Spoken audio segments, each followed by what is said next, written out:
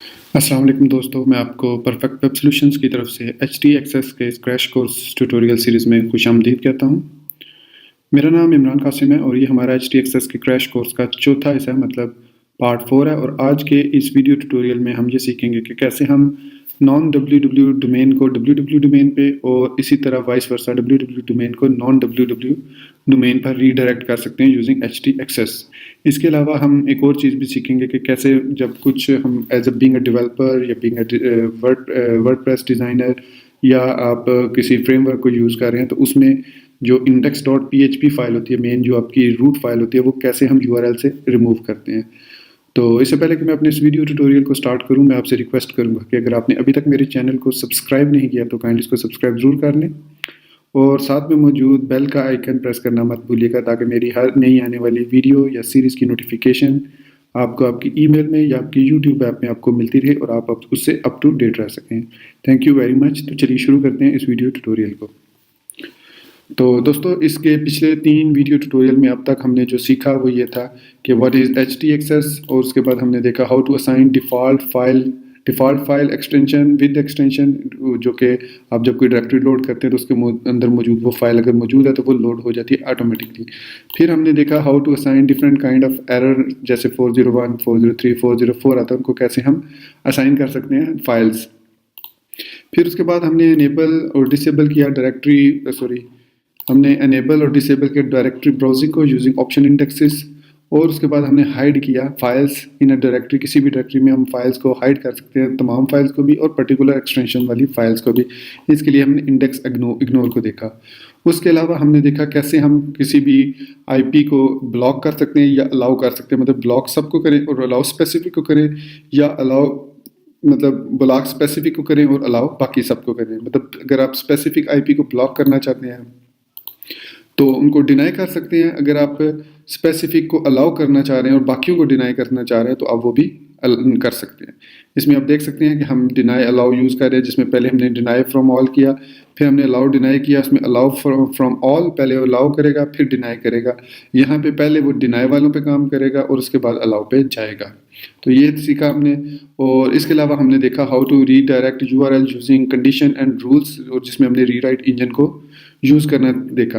अच्छा, इस पार्ट में मैं लास्ट वीडियो ट्यूटोरियल में एक चीज़ एक्सप्लेन करना भूल गया था, जो मैंने स्टार्ट में कही थी कि हम जो है इफ़ देन एल्स में भी इनको यूज़ कर सकते हैं। इफ़ मॉड्यूल एक इसकी कंडीशन है कि चूँकि रीराइट इंजन और रीराइट रूल और रीराइट कंडीशन जो है वो बेसिकली काम करती है मोड रीराइट एक्सटेंशन पे।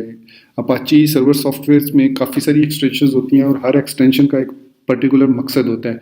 जो मोड अंडरस्कोर रीराइट एक्सटेंशन है वो रिस्पॉन्सिबल होती है कि इंजन को, मतलब जो आपका अपाची का इंजन है उसको अलाउ करे कि भाई हमने कुछ रूल्स जो है वो रीडिफाइन करने हैं।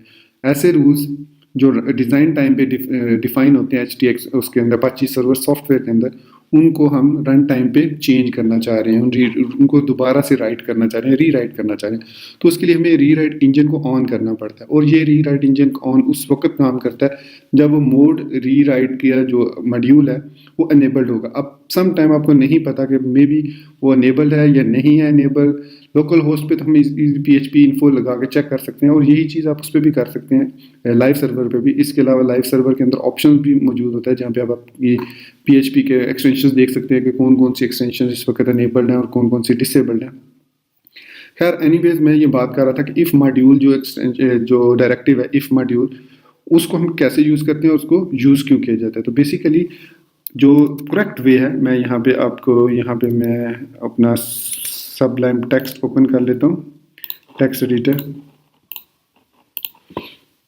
तो यहाँ पे अब मेरे पास वो HTXS वाला वही जो फोल्डर है वो ओपन है, और यहाँ पे ये देख सकते हैं हमने जितने भी रूल्स लिखे हैं उनको विदाउट, ये स्पेशली रीराइट इंजन जो है ये हमने विदाउट उसके इफ़ मॉड्यूल के लिखा है। तो बेसिकली क्योंकि मुझे पता है कि मेरे जो PHP अपाची सॉफ्टवेयर है उसकी एक्सटेंशन जो है मोड रीराइट एनेबल्ड है, तो इस वजह से अगर मैं यहाँ पे अब सिंपली लिखता हूँ लोकल होस्ट /HTXS तो it is working fine.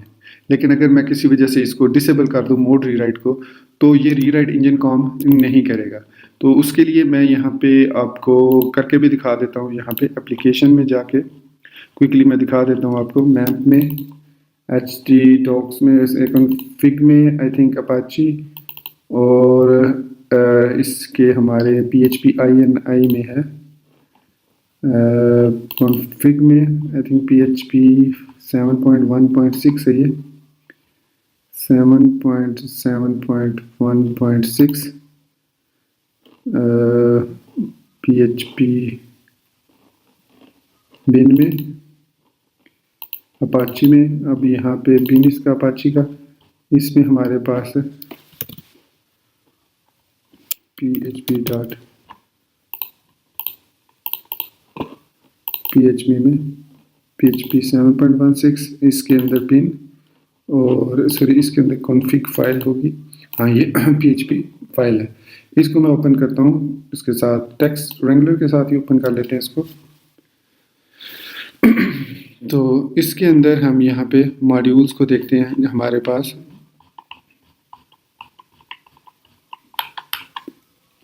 Sorry httpd कॉन्फ file में होते हैं, सॉरी आई एम सॉरी, ये होते हैं बेसिकली अपाची के अंदर httpd कॉन्फ के अंदर, सॉरी इसके अंदर, इसको मैं यहाँ से ड्रैग करके इधर ओपन कर लेता हूँ। तो ये इसके अंदर सॉरी मॉड्यूल होते हैं। तो इसके अंदर यहाँ पे होगा मोड रीराइट, MOD और रीराइट, इसको फाइंड कर लेते हैं, मोड ये। अब इसको मैं कमेंट आउट कर देता हूँ, ऐसे इसको मैं सेव करता हूँ। सेव किया, इसको वापस मैं अपने सर्वर पे गया, यहाँ पे इसको स्टॉप किया। ये मुझसे यूज़र नेम और पासवर्ड लाजमी पूछता है हर दफ़ा, अगर मैं कुछ देर तक इसको इनेबल डिसेबल ना करूँ। दोबारा स्टार्ट किया, अब देख सकते हैं मोड रीराइट को मैंने कमेंट कर दिया। अब ये मोड रीराइट जो है ये डिसेबल्ड हो गया।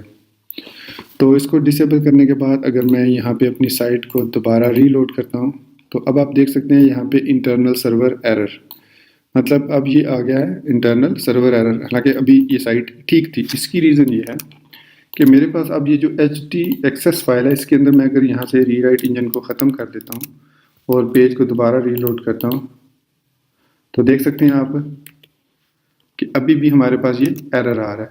अगर मैं यहाँ पे इसको इस तरीके से लिख देता हूँ, if module mode rewrite dot C if module, और इन सब को मैं उठा के रीराइट रूल्स में यहाँ पे इधर डाल देता हूँ, और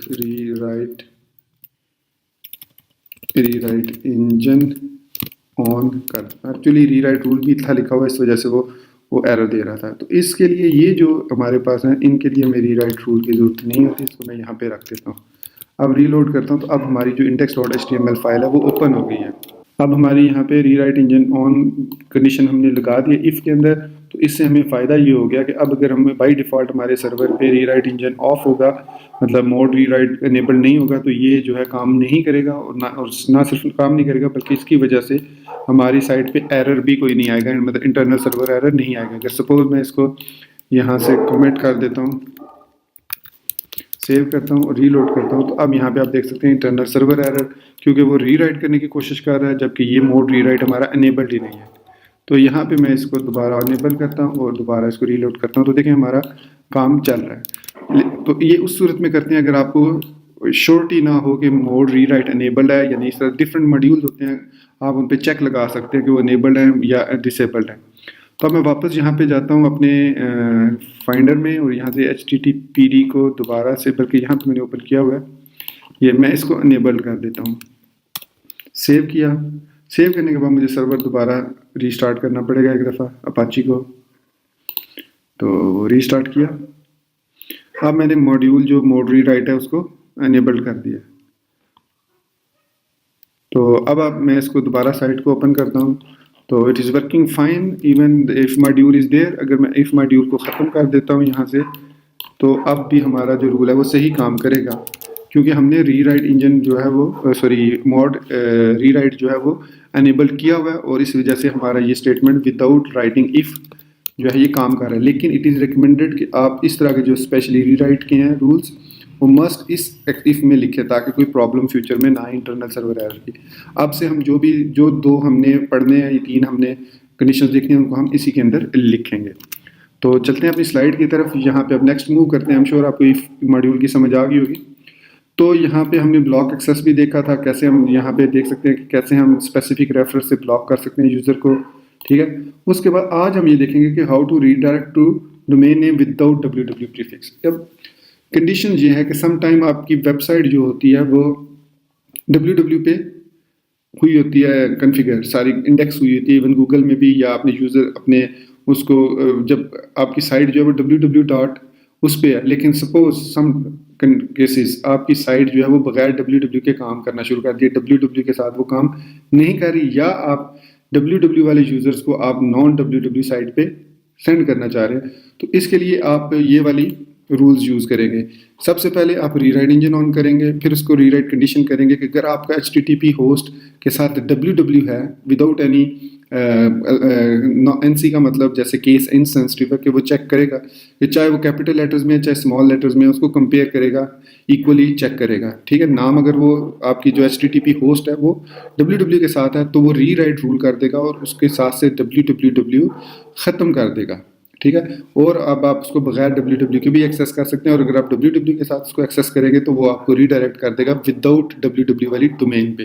तो इससे फ़ायदा आपको भी ये होगा कि आपकी जो अपडेट्स हैं, जो लिंक्स हैं, वो सारे सही तरीके से इंडेक्स हो जाएंगे गूगल में भी, सर्च इंजन में भी। इसी तरीके से आप दूसरे रीडायरेक्ट कर सकते हैं। सपोज उसके रिवर्स है ये, अगर आप साइट को www पर रीडायरेक्ट करना चाह रहे हैं तब भी आप यही स्टेटमेंट यूज़ करेंगे जो आपने पहले यूज़ की। देखिए इसमें और इस स्टेटमेंट दोनों में, सॉरी, हमारी इस वाली स्टेटमेंट में और इस वाली स्टेटमेंट दोनों में कोई फ़र्क नहीं है, ठीक है, सिवाय इसके कि यहाँ पे कंडीशन जो है वो ये है और यहाँ पे जो आउटपुट है वो डिफरेंट है। मतलब यहाँ पे अगर वो example.com को डिटेक्ट करता है ये विदाउट www है तो वो उसको रीडायरेक्ट कर देगा HTTP पे। अगर आप यहाँ पे HTTPS लगा देंगे तो वो उसको HTTPS पे भी रीडायरेक्ट कर देगा। अगर आपने कल को HTTP परचेज किया है, HTTPS कोई सिक्योरिटी आपने अपडेट किया तो आप यहाँ पे HTTPS भी लगा सकते हैं। तो ये दोनों सेम रूल्स हैं, ठीक है। ये रूल और ये रूल दोनों सेम रूल है, चाहे आप इस तरीके सिर्फ कंडीशन का डिफरेंस है, बाकी ऑलमोस्ट जो है वो सेम है। मैं इसके आपको अगर प्रैक्टिकल एग्जांपल दूं यहाँ पे, तो आप यहाँ पे हमारी साइट देख सकते हैं कि मैं यहाँ पे ओपन कर रहा हूँ perfectwebsolutions.info विदाउट www, तो ये साइट ओपन हो रही है। और अगर मैं विद www कर रहा हूँ तो तब भी ये साइट ओपन वैसे ही हो रही है, with www and without www दोनों पे। अब मैं या तो एक को रख सकता हूँ क्योंकि गूगल के अंदर मैंने एक ही साइट में आपको सबमिट किया हुआ है और वो है विदाउट www। अगर मैं आपको यहाँ पे दिखाऊं, मैं अपनी साइट को सर्च करता हूँ गूगल पे परफेक्ट वेब सॉल्यूशंस को, तो आप देखेंगे कि यहाँ पे आप ये देख सकते हैं, ये हमारा यूट्यूब के चैनल है सेकंड पे, तो यहाँ पे आप देख सकते हैं HTTPS भी लिखा हुआ है और साथ में perfectwebsolutions.info है। मतलब जो गूगल के अंदर इंडेक्स हुई है हमारी साइट वो विदाउट www है। तो w हम चाहते हैं कि जो हमारे यूजर www लिख के हैं वो भी उधर रिडायरेक्ट हो ताकि एक ही साइट जो है वो इंडेक्स हो, दूसरी इंडेक्स ना हो। इस तरह डुप्लीकेशन का मतलब इस तरह ये होता है कि डुप्लीकेट साइट एक किस्म की आप समझ लें प्लेजरिज्म आ जाता है कि ये दो साइट्स हैं डिफरेंट, तो ये दोनों साइट्स जो सेम डाटा यूज़ कर रही हैं क्योंकि www के साथ और डोमेन, विदाउट www के साथ वो एक और डोमेन कंसिडर होती है। तो इसके लिए चूँकि इंडेक्स जो हुई है हमारी वो हुई है, सॉरी, जो बगैर www के है, तो इट मीन्स मैं जो है क्या करूँगा, जो भी www लिख के साइट पे आएगा उसको मैं रीडायरेक्ट कर दूंगा विदाउट www वाली पे। तो इट मीन्स मैंने इनमें से कौन सी वाली यूज़ करनी है, तो redirect to domain name without www, ये वाली यूज़ नहीं करनी क्योंकि ये तो www को नॉन w पे कन्वर्ट करेगा। सॉरी, यही यूज़ करनी है हमने, www को नॉन w पे कन्वर्ट करना है। तो ठीक है, हम चलेंगे अपने फाइल मैनेजर में। ये हमारा लाइव सर्वर cPanel का फाइल मैनेजर है और यहाँ पे मैं अब HTXS को ओपन करूँगा, एडिट करूँगा, एडिट पे क्लिक किया और यहाँ पे इसका एडिटर ओपन हो जाएगा। कुछ इसमें डिफ़ॉल्ट रूल्स लिखे हुए हैं, थोड़ा सा टाइम लगेगा, ये देख सकते हैं ये लोड हो रहा है। सम टाइम इंटरनेट की वजह से थोड़ा सा स्लो प्रोसीजर होता है। इसको मैं एक दफ़ा फिर बंद करके एडिट पे दोबारा क्लिक करता हूँ। अब जल्दी ओपन हो गया।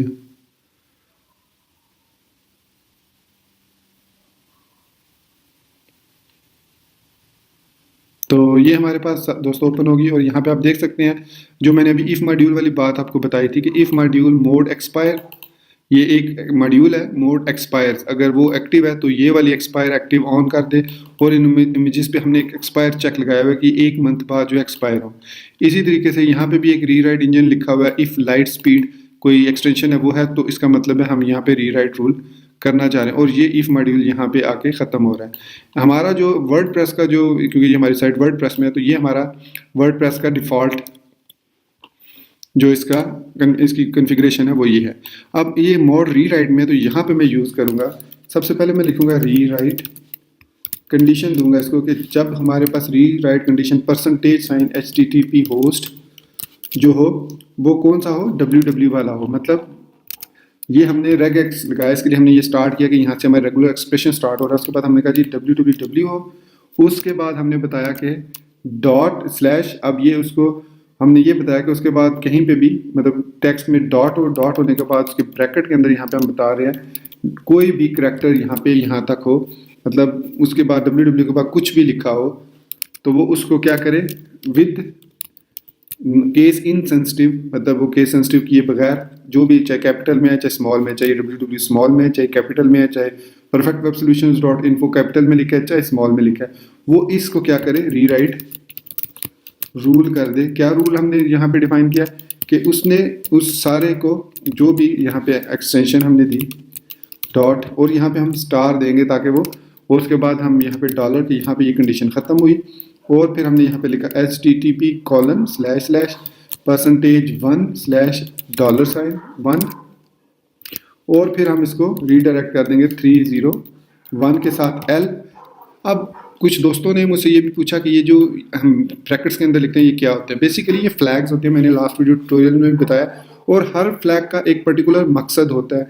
जैसे मैंने R301 लगाया तो इसका मतलब है कि ये परमानेंट रीडायरेक्ट है, R का मतलब है रीडायरेक्ट, और 301 इसका स्टेटस कोड है जो कि आपको ब्राउज़र को बताता है कि ये जो URL है ये परमानेंटली रीडायरेक्ट हो चुकी है इस रूट पे HTTP के www से।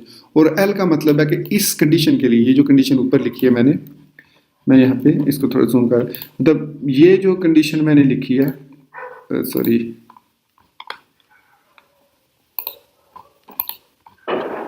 ये जो कंडीशन मैंने, सॉरी ये जूम होने की वजह से थोड़ा प्रॉब्लम कर रहा है ये, तो है अब मैंने यहाँ पे ये जो कंडीशन लिखी है इसके लिए सिर्फ ये एक रूल है, बाकी जो अगर इसके नीचे कोई रूल लिखा हुआ है उसको वो अप्लाई, ये कंडीशन है, उसके नीचे अगर कोई रूल है तो वो उसको अप्लाई ना करे। इसी तरीके से आप यहाँ पे देखेंगे ये एक रूल है, इस कंडीशन के लिए 2 रूल हैं, इस कंडीशन के लिए एक रूल ये है, और इसके साथ हमने L लिख दिया कि ये यहाँ पे स्टॉप हो जाए। तो इसका मतलब है कि ये प्रीवियस कंडीशन को उसके चेक करेगा कि ये वाली कंडीशन जो है इससे प्रीवियस वाली, इससे तो इससे प्रीवियस वाली का ये रूल है तो वो इस पे भी काम नहीं करेगा, वो फिर इस पे जाएगा, तो ये रीराइट बेस का जो रूल है उस पे ये अप्लाई करेगा। तो बेसिकली जो हमारे पास L का मतलब होता है लास्ट, यानी आखिरी है इस कंडीशन के लिए, जो उससे ऊपर एडजेसेंट कंडीशन है उसके लिए ये रूल लास्ट रूल है। इसके बाद वाला रूल अब ये इसके लिए लास्ट रूल है। तो इसी तरीके से अब ये जो 2 कंडीशन हैं इनका लास्ट रूल ये है, तो ये आपने L लाजमी यहाँ पे, अगर आपको पता है कि ये इस कंडीशन का ये लास्ट रूल है तो साथ L मेंशन करना ये ज़रूरी है। इन सम कंडीशन आप ना भी लिखें तो प्रॉब्लम वो नहीं करता। तो खैर हमने अब ये www को यहाँ पे लिखा, फिर हमने यहाँ पे सेव किया। अब क्या होगा, अब ये होगा कि मैं अगर अपनी साइट जो है ये वाली www इसको मैं रीलोड करता हूँ तो it must redirect me to this version. ठीक है, देखते हैं, चलिए मैं इसको रीलोड करता हूँ, wait a few seconds and you can see कि अब ये हमारी रीडायरेक्ट हो रही है विदाउट www। यहाँ पे मैं दोबारा अगर www लिखता हूँ डॉट, तो आप देखेंगे कि यहाँ पे ये हमें सॉरी मैंने ज़्यादा दफ़ा www लिख दिया, तो ये हमें अब देख सकते हैं इसने हमें वापस विदाउट www डोमेन पर रीडायरेक्ट कर दिया, देख सकते हैं। ठीक है, तो ये होता है हमारा रीडायरेक्ट। ये 2 रीडायरेक्ट के रूल्स हैं, एक विद और विदाउट। तो दूसरा भी सेम है, उसमें हमने ये चेक करना होता है रेगुलर एक्सप्रेशन कि हमारी जो साइट का नाम है .com या .info या जो भी है वो क्या विदाउट www आ रहा है। अगर वो विदाउट www है, मतलब जो E से स्टार्ट हो रहा है या F से स्टार्ट हो या जो भी हमारी डोमेन नेम है, तो हम उसके साथ www लगा देते हैं इस तरीके से उसको कम्प्लीटली। और $1 का मतलब है कि इसके बाद कोई भी क्यूरी स्ट्रिंग हो तो वो उसको एक्सपेंड कर दे उसके साथ, मतलब स्लैश अबाउट है, स्लैश कॉन्टैक्ट है, जो भी है वो उसको एक्सपेंड कर दे और ये हमारा एक परमानेंट रीडायरेक्ट होगा। ठीक है, आई एम श्योर आपको दोनों का डिफरेंट, क्योंकि दोनों की लॉजिक सेम है, आपको दोनों एक एग्जांपल से दोनों की समझ आ गई होगी श्योर डेफिनेटली। तो हम मूव करते हैं नेक्स्ट पे। नेक्स्ट है removing the index dot P H P file. Removing the index dot P H P file, आप समझ रहे होंगे कि भाई ठीक है, जाओ सर्वर पे, यहाँ पे index dot P H P इसको सिलेक्ट करो, प्रेस करो डिलीट एंड गॉन।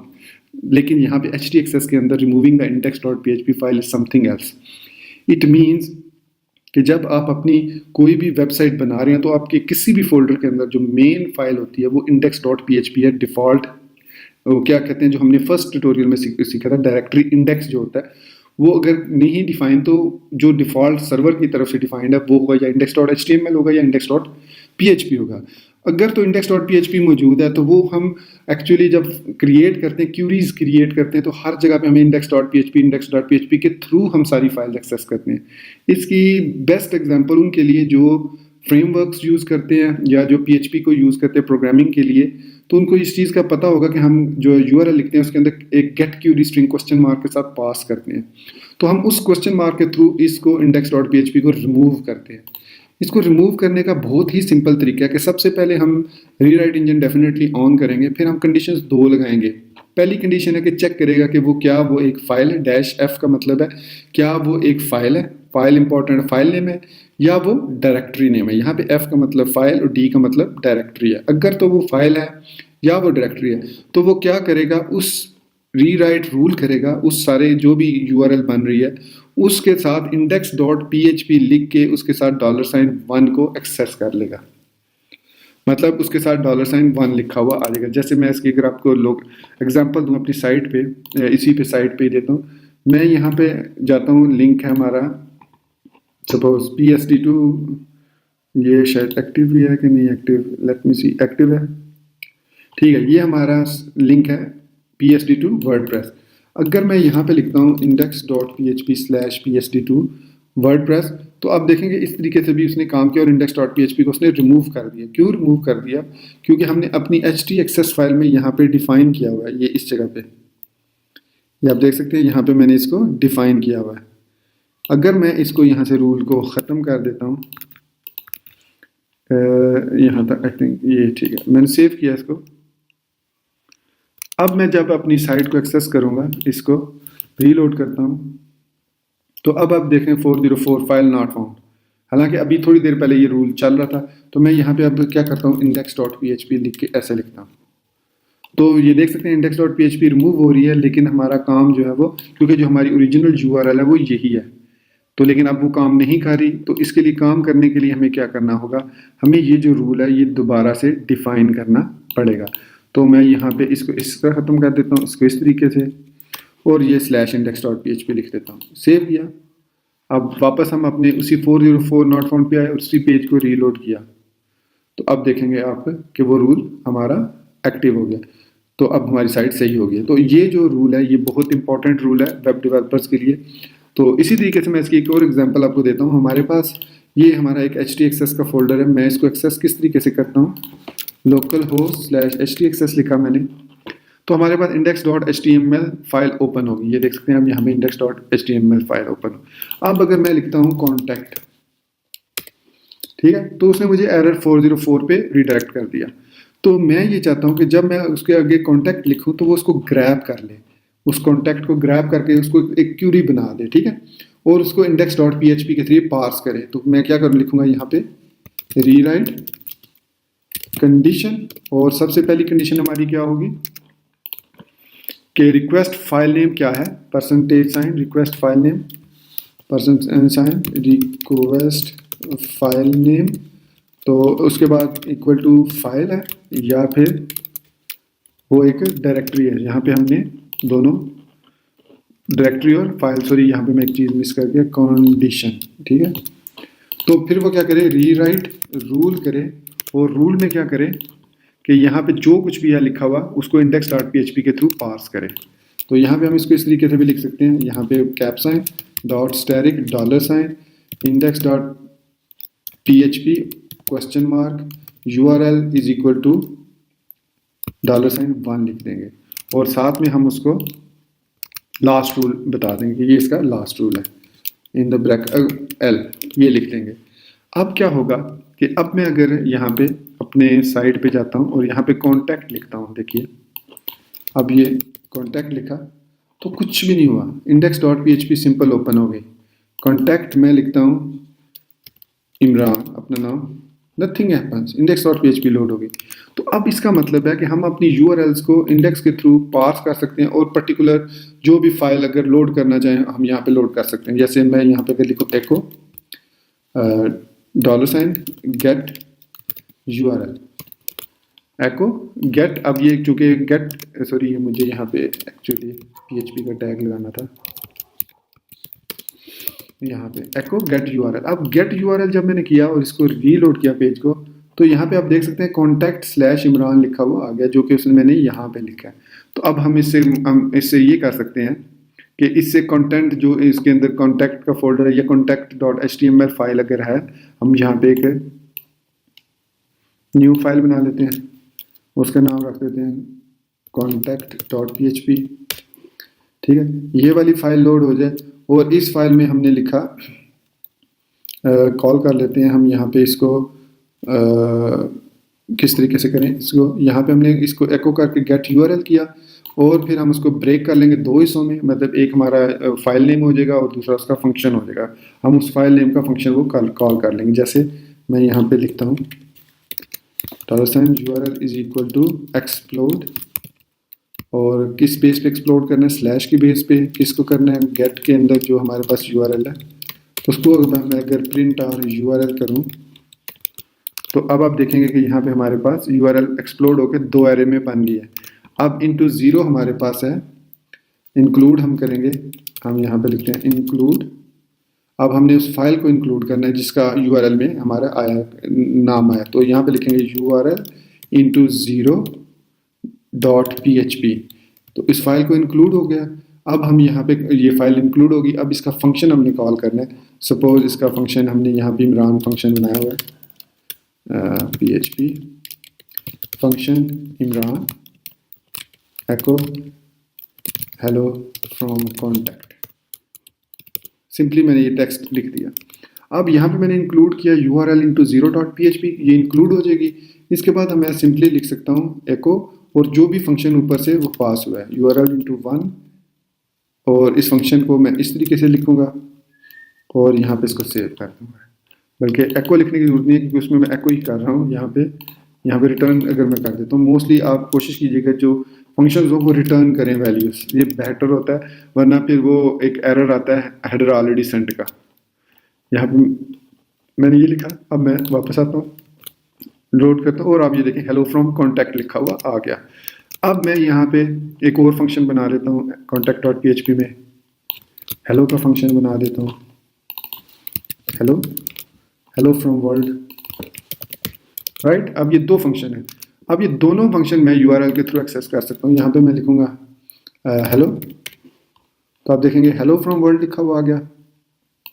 अगर मैं यहाँ लिखूंगा इमरान, तो अब आप देखें हेलो फ्रॉम कॉन्टैक्ट लिखा हुआ आ गया। तो ये हमें फ़ायदा होता है रिमूविंग index.php कि अब हम यहाँ पे एक इंडेक्स, हर फाइल को इंडेक्स की फाइल के थ्रू प्रोसेस कर सकते हैं। इसी तरीके से हम जो भी फाइल मतलब इंक्लूड 0 इंडेक्स पे जो भी होगी वो फाइल नेम होगी और जो 1 पे होगा वो फंक्शन नेम होगा। आप अगर हम MVC की एग्जांपल दें तो MVC के अंदर जो पहला होता है वो कंट्रोलर होता है, दूसरा जो होता है मेथड होता है, तीसरा जो होता है उसकी पैरामीटर्स होते हैं। तो वो बेसिकली MVC भी इसी तरीके से कंट्रोलर्स, मेथड्स और उनकी पैरामीटर्स डिफाइन करता है। यही तरीका कंट्रोलर भी यूज़ करता है। जब आप लिखते हैं कि यहाँ पे सपोज आप कोऑर्डिनेटर में काम करें या लारावल में या किसी भी आप राउट डिफाइन करते हैं जब, तो उस राउट में जब आप जो पहली चीज़ देते हैं अपनी URL, जो बेस URL आपकी, उसके बाद जो आप पहला URL में देते हैं पास चंक, वो होता है हमेशा कंट्रोलर का। जो नेक्स्ट होता है वो होता है मेथड का, और उसके बाद जो होता है वो इसके पैराम्स होते हैं। जैसे मैं इधर लिख लेता हूँ 2, ठीक है। अब ये हमारे पास 2 जो है ये पैराम है। अब मैं इसको कैसे यूज़ करूँगा, अब मैं यहाँ पे लिख सकता हूँ URL इंटू 2 पास करूँगा और ये मुझे रिटर्न करेगा। अब यहाँ पे भी मैं नम लिख देता हूँ ताकि इसको पास होगा इमरान वाले वेरिएबल को, और यहाँ पे मैं लिख देता हूँ नम प्लस नम, उन दोनों को प्लस करके, और इस फंक्शन में अगर आता है तो नम माइनस नम करेगा, मतलब या मल्टीप्लाई कर लेते हैं और इधर भी नम होगा। ठीक है, अब मैं यहाँ पे ये सेम सिंपल एक इंक्लूड लिखा है और एक ही एको लिखा है। अब आप देखेंगे कि मैं इससे क्या फ़ायदा उठाता हूँ।